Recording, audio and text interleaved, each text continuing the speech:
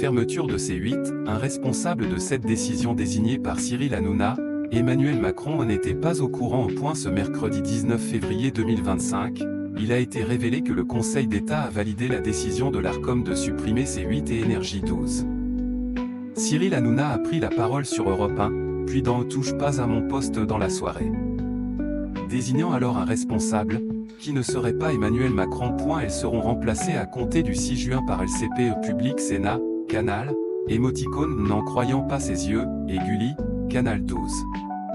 Sur Europe 1, dans son émission On marche sur la tête, Cyril Hanouna a réagi. C'est une bêtise, a-t-il regretté.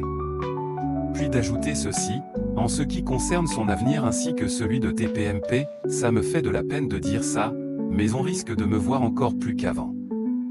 C'est ça qui est faux. J'ai encore plus de propositions qu'avant. Donc là, mon seul objectif est clair, continuer à faire une autre émission ou la même. On va continuer.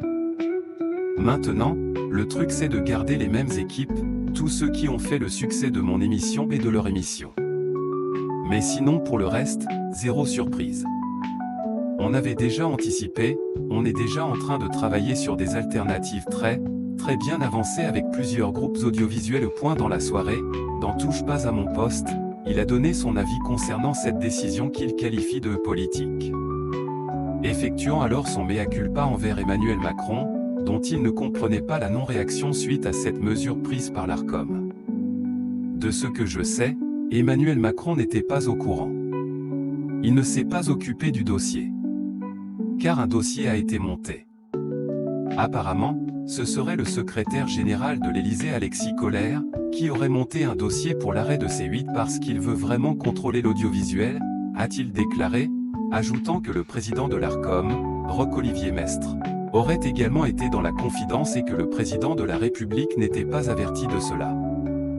Il a eu ensuite l'info, Emmanuel Macron s'était engagé, il ne pouvait pas revenir dessus sans remettre en cause la séparation des pouvoirs, a ajouté Cyril Hanouna. Sur ça, Emmanuel Macron, il ne s'immisce jamais. Je sais que beaucoup de gens le fustigent. Et même moi, encore cet après-midi à la radio, je parlais de lui comme responsable.